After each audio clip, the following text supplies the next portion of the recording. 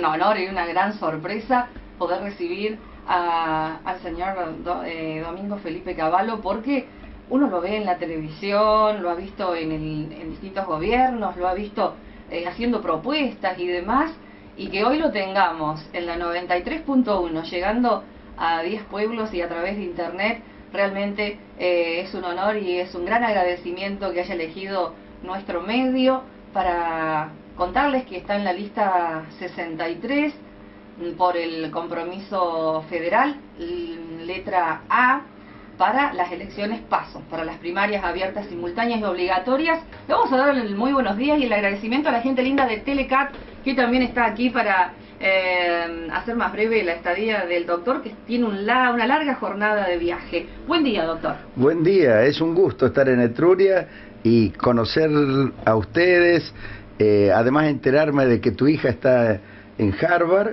y resulta que yo he sido profesor allá varias veces.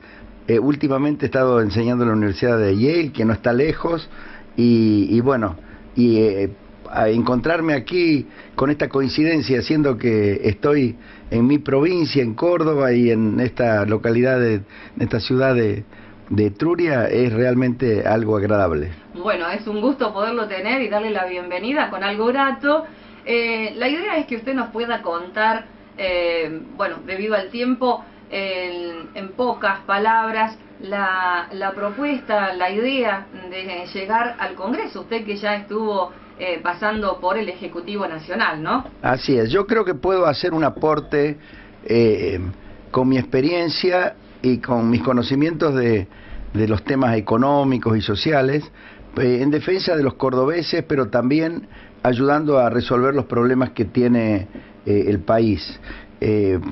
Por de pronto, si hay alguien que ha sabido eliminar la inflación por un periodo de 10 años, después de una hiperinflación, ese soy yo. Y ahora estamos de nuevo sufriendo un problema de inflación que afecta a todo el mundo. Pero además, lo que yo quiero destacar es que cuando iniciamos el plan de estabilización, que se llamó plan de convertibilidad, allá el 1 de abril del 91, que nos dio 10 años de estabilidad sin inflación, ese mismo día eliminamos las retenciones a las exportaciones agropecuarias, que eran tan altas hasta ese momento como son ahora, y también eliminamos el impuesto al gasoil, que era muy alto también. ¿Y por qué hicimos eso? Hicimos eso porque es imposible pensar en estabilizar la economía mientras se cobran altos impuestos y se grava a los sectores más productivos de la Argentina. Eso es lo que está pasando ahora. Fíjense ustedes, desde que yo fui ministro, por allá por los 90 hasta 1996, el precio del gasoil, que valía 28 centavos por litro, aumentó 27 veces. Ahora vale o cuesta para el productor 8 pesos o casi 8 pesos por litro. Ahora, lo que produce la gente en el campo, sea la soja, que tiene un muy buen precio internacional, sea el trigo, sea el maíz, sea la carne o la leche, si son empresas ganaderas o tamberas, eso en ningún caso aumentó más de 10 veces. O sea, los costos, los insumos, el costo del transporte, 27 veces. Lo que vale la producción, no más de 10 veces. Eso es como una tenaza que quita totalmente rentabilidad a la gente de campo, pero que también repercute muy negativamente en la vida de la ciudad, de todo el mundo, no más en un lugar como Etruria. Por eso yo voy a ir al Congreso a explicar que estos gravámenes son la causa de la crisis que ya se está empezando a vivir en el sector agropecuario, a pesar de que los precios internacionales siguen siendo muy favorables a la Argentina. Es que con la política impositiva y también con las regulaciones que a veces prohíben la exportación de leche, otras veces la exportación de carne, otras veces la exportación de trigo, claro, lo hacen para mantener bajos los precios internos, pero desalientan la producción de todo eso, ¿no? Entonces, yo voy a explicar, por ejemplo, que la solución no pasa por un golpe devaluatorio, porque el golpe devaluatorio después lo utilizan para aumentar más las retenciones, para aumentar más los impuestos. Y además, si hubiera un golpe devaluatorio, por ejemplo, si de repente aumentara el dólar 50%, seguro que van a aumentar también los salarios un 50%, seguro que van a aumentar las tarifas un 50%, y vamos a tener una explosión como aquella de la década del 70 que se llamó Rodrigazo. Eso hay que evitarlo.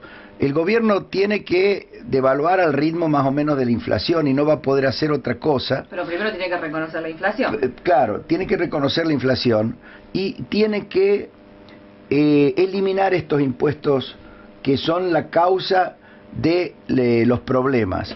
Y yo tengo autoridad para explicar esto en el Congreso y machacar y lograr convencer por dos razones. Primero, porque no tengo, por ejemplo, el hándicap que hoy tiene Schiaretti, porque acá la provincia de Córdoba, sobre llovido mojado, había aumentado mucho el precio del gasoil por los impuestos nacionales, le ponen la tasa vial que aumenta aún más el precio del gasoil.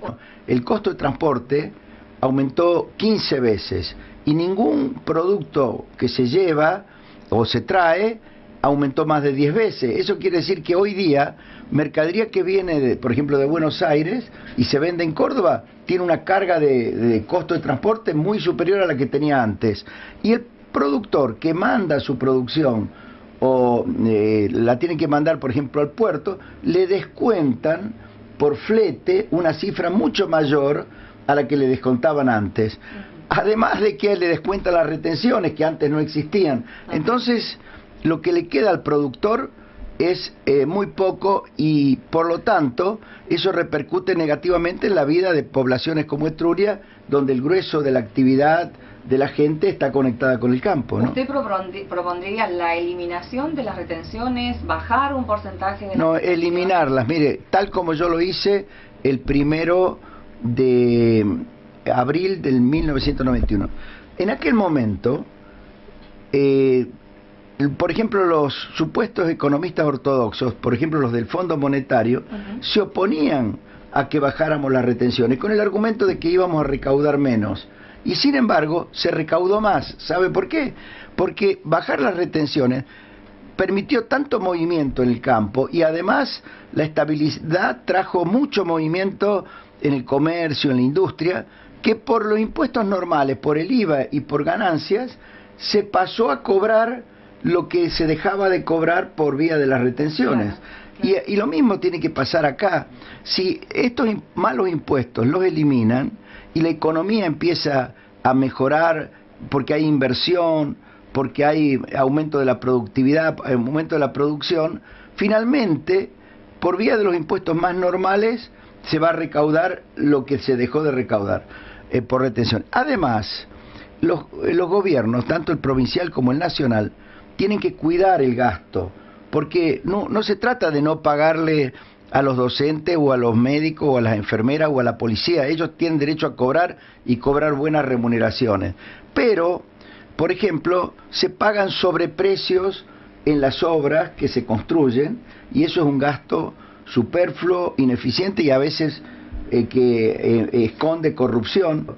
Después, por ejemplo, todos los subsidios que se dan a la electricidad, al gas natural, que no llegan para nada al transporte urbano en Buenos Aires, esos benefician nada más que a la capital federal y al conurbano. Acá en Etruria la gente se tiene que manejar con su automóvil y cargue nafta o incluso si carga gasoil, que en una época era más barato, sí. Ahora está pagando un enorme impuesto que resulta que sirve para subsidiar a la gente que está en la capital federal y en el Gran Buenos Aires. Eso no es justo, pero además no es eficiente, porque si usted le pone más y más impuestos a la gente del interior, que es donde se produce, cada vez va a tener menos base realmente impositiva genuina para poder financiar toda la actividad del Estado. A los subsidios hay que eliminarlos, no a los subsidios sociales, por ejemplo, la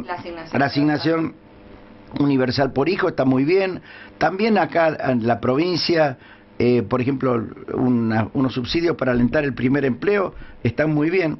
Lo que hay que eliminar son esos subsidios que van a las empresas prestadoras de servicios que teóricamente es para que presten, para que vendan sus servicios a precio más bajo, pero que solamente los venden más bajo allá y no en el interior del país. Y por otro lado, con toda esa mecánica de subsidio hay siempre un retorno que esconde un alto porcentaje de corrupción, y todo eso hay que eliminarlo para que no sea necesario gravar tanto a los que producen y a los que viven en el interior. Por supuesto, la desalientan totalmente. Bueno, doctor Domingo Felipe Cavallo, sabemos que tiene que continuar con su viaje. Le agradecemos esta explicación tan sencilla, porque por ahí nos envuelven con tantas palabras que terminamos perdidos. Y bueno... Por eso, ¿qué le ofrezco yo a los cordobeses?